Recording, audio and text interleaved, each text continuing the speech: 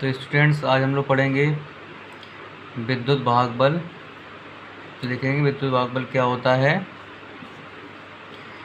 तो विद्युत भाग बल को हम लोग ई से प्रेजेंट करते हैं। ई इक्वल होता है W/Q। यदि Q यहाँ पे आवेश है, W कार्य है। यदि आवेश को एकांक कर दिया जाए तो हम कह सकते हैं कि विद्युत भाग बल किसके बराबर हो गया, कार्य के बराबर हो गया। या किया गया कार्य किसके बराबर हो गया, विद्युत भाग बल के बराबर। इसी आधार पर हम लोग परिभाषा बनाएंगे कि एकांक आवेश को सेल सहित बंद परिपथ में प्रवाहित कराने में सेल द्वारा किए गए कार्य को सेल का विद्युत भाग बल कहते हैं। ऐसे लोग ई से प्रदर्शित करते हैं और इक्वल होता है W/Q। शॉर्ट फॉर्म में से EMF भी बोला जाता है। शॉर्ट फॉर्म में क्या कह सकते हैं हम उसको, EMF। ठीक, मात्रा निकालें इसका हम लोग,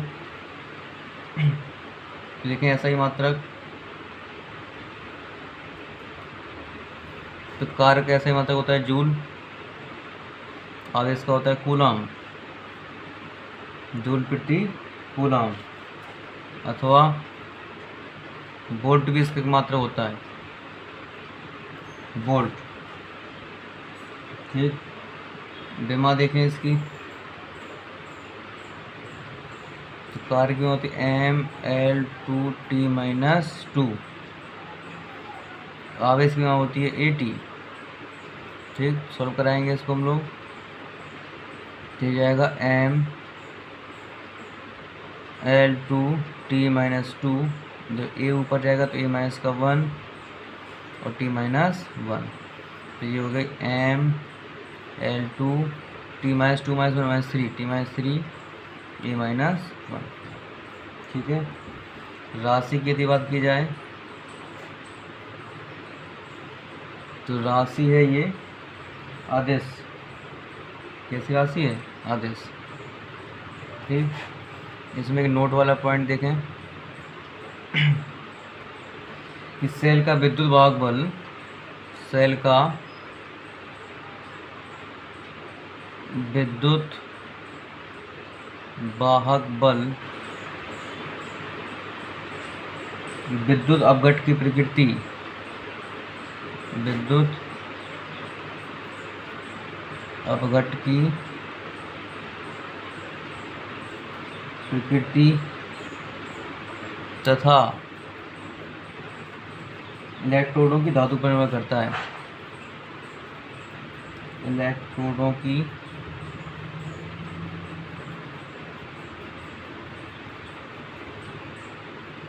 धातु पर निर्भर करता है। तो नोट करने क्या देखा, सेल का विद्युत भाग बल जो होता है वो विद्युत अपघट की प्रकृति तथा इलेक्ट्रोडों की धातु पर निर्भर करता है।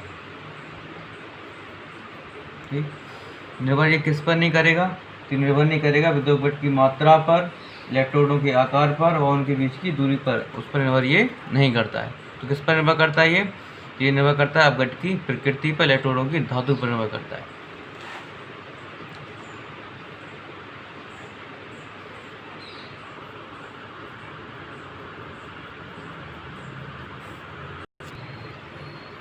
आंतरिक प्रतिरोध, ऐसे हेडिंग अपनी आंतरिक प्रतिरोध। तो देखिए आंतरिक प्रतिरोध क्या होता है।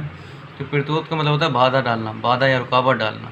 ठीक, तो आंतरिक प्रतिरोध में क्या कहेंगे हम लोग, जो सेल होता है, सेल के अंदर विद्युत अपघट भरा होता है। तो विद्युत अपघट क्या करता है, धारा प्रवाह के मार्ग में रुकावट डालता है। तो उसी रुकावट को हम लोग क्या कहते हैं, आंतरिक प्रतिरोध कहते हैं। तो परिभाषा इस तरह बनाएंगे इसके हम लोग कि धारा प्रवाह में सेल के गोल द्वारा उत्पन्न अवरोध को सेल का आंतरिक प्रतिरोध कहते हैं। इसे स्मॉल r से प्रदर्शित करते हैं।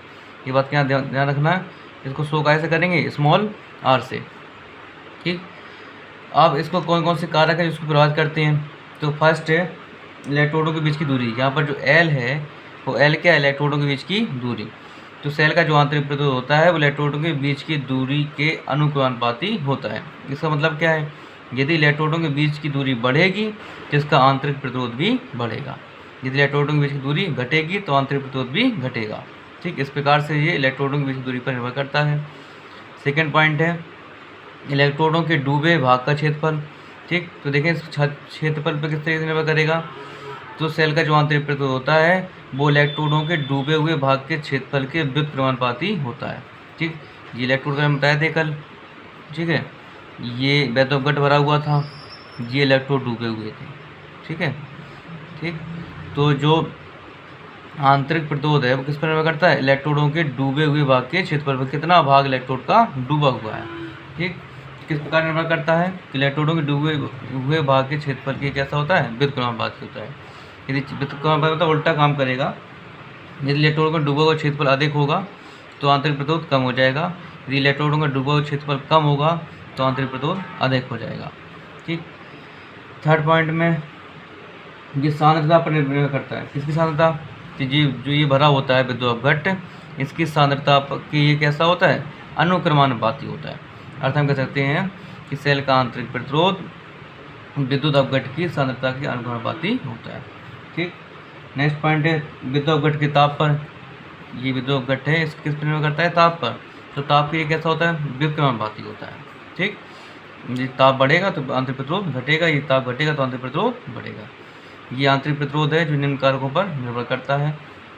ठीक, नोट वाले एक पॉइंट में समझते हैं हम लोग। तो जो प्राथमिक सेलें होती हैं, प्राथमिक सेलों का जो आंतरिक प्रतिरोध होता है, सेलों का आंतरिक प्रतिरोध